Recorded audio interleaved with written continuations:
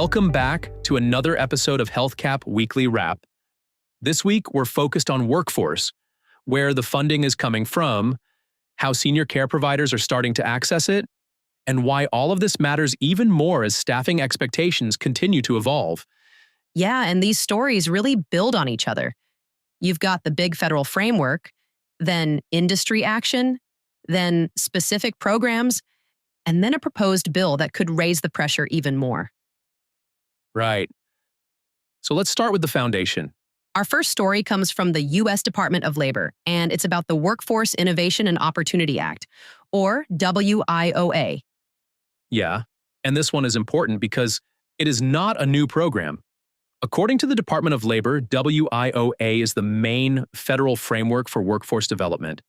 It helps connect employers with job seekers, training, education, and support services through state and local workforce systems. So when people hear that, they might think, okay, that sounds pretty broad. What does that really mean for senior care? It means there may already be workforce resources in your region that your organization is not fully using. According to the Department of Labor, WIOA is designed to help employers hire and retain skilled workers. So for senior care providers, that could mean support for caregiver training, onboarding, job pathways, and professional development. Yeah, and I think that is the piece people sometimes miss. They hear workforce legislation and assume it is abstract or far away. But this is actually built to connect with employers locally. Exactly. And in senior care, that matters because workforce challenges are not theoretical. They affect scheduling, continuity, morale, and the daily experience of residents. Right. When teams are stretched thin, everybody feels it. They do. So the takeaway from the Department of Labor's WIOA information is pretty practical. Senior care leaders should know who their local workforce board is, what training programs are already available in their area, and whether there is funding support they have not yet explored. Yeah. Even just asking those questions could uncover opportunities that have been sitting there the whole time. Exactly. All right, now let's move from the big picture federal structure to what providers are actually doing with that kind of opportunity. This next story comes from McKnight's, and it focuses on the Workforce Grants Network. Right. According to reporting from McKnight's, the network had already lined up about $2 million in grants for senior care training very early in its process. Which is a really strong signal, honestly. It is. And what stands out here is not just the amount. It is the fact that the industry is starting to organize around access. According to McKnight's, this network is helping providers pursue training-related funding that might otherwise go unused. And that matters because grant funding can sound great in theory, but a lot of organizations do not have the internal time or expertise to go after it. Oh, absolutely. Sometimes the challenge is not whether funding exists. It is whether somebody has the bandwidth to find it, understand it, apply for it, and manage it. Right, so this network is helping close that gap. Exactly. And for senior care leaders, that is really important. Workforce development is not just about recruitment anymore. It is about building systems that help people enter the field, grow in the field, and stay in the field. Yeah. And when that happens, residents benefit too. You get more consistency, stronger relationships, and better day-to-day operations. That's exactly right. So the practical takeaway from the McKnight's reporting is that providers shouldn't assume grant funding is out of reach. There may be more support available than they realize, especially if they're willing to work through networks or partnerships that understand the grant landscape. All right, so we've talked about the federal framework, and now we've talked about a network that's already turning that kind of opportunity into action. Now we zoom out a little more. Yeah. This next story is also from McKnight's, and it's about senior care leaders coming together around workforce grant strategy. Right. And according to McKnight's, the key number here is that the sector may have access to more than $3 billion in Workforce Investment Board funding. That's a huge number. It is. And I want to be careful here because this matters. McKnight's frames that $3 billion as funding that's available to the sector through Workforce Investment Board channels. It isn't presented as a guaranteed win or as a fixed amount that this group has already secured. Yeah, that distinction matters. It does.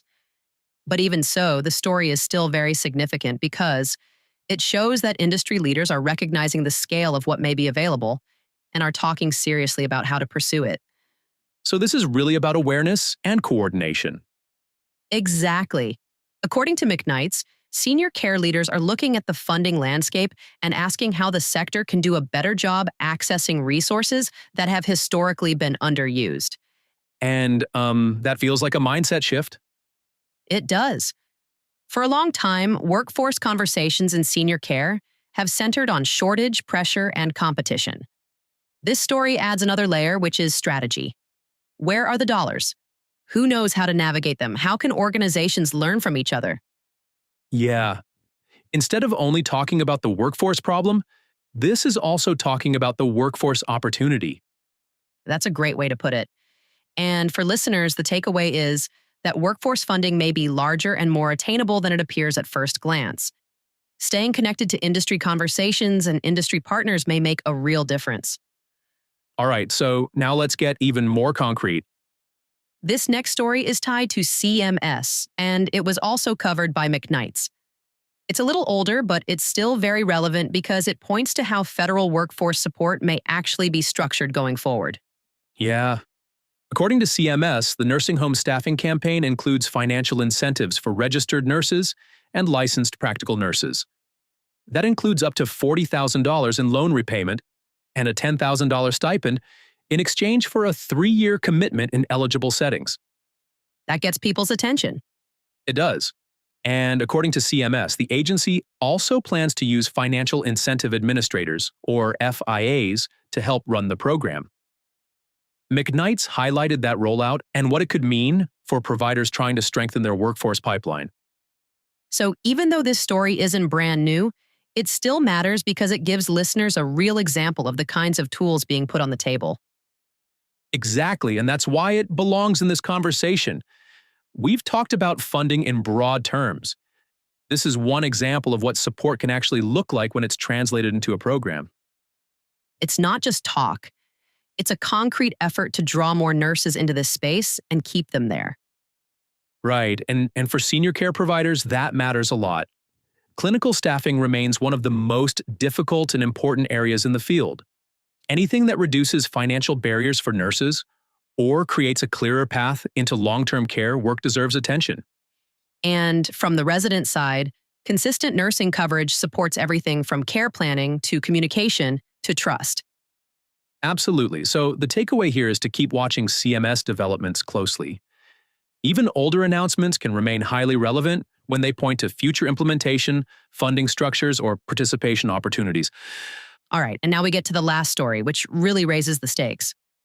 So this one comes from Quiver Quantitative, and it covers a bill introduced by Senator Ron Wyden called the Nurses Belong in Nursing Homes Act. And according to Quiver Quantitative's summary of the bill, this is mainly a minimum staffing mandate. Exactly. According to Quiver Quantitative, the bill would require 3.48 hours of nursing care per resident per day, require 24/7 registered nurse coverage, eliminate state waivers for staffing requirements, and enforce the nursing service requirements 180 days after enactment. That's a major proposal. It is. The bill also includes specific appropriations, including $50 million in fiscal year 2027 for implementation of the staffing standards and $800 million annually for the survey and certification program. So there's funding in the bill, but the main story here is compliance and regulatory expectation. That's right. That's the core point. This isn't mainly a general workforce support story. It's a staffing standards story. And that's why it connects so directly with everything else we've talked about today. Because if requirements like that move forward, then workforce development becomes even more urgent. Exactly. It means organizations can't think of workforce investment as optional or secondary. If the regulatory bar rises, providers need stronger pipelines, stronger retention, and stronger operational planning. And that's what makes this so important to senior care. These aren't separate conversations.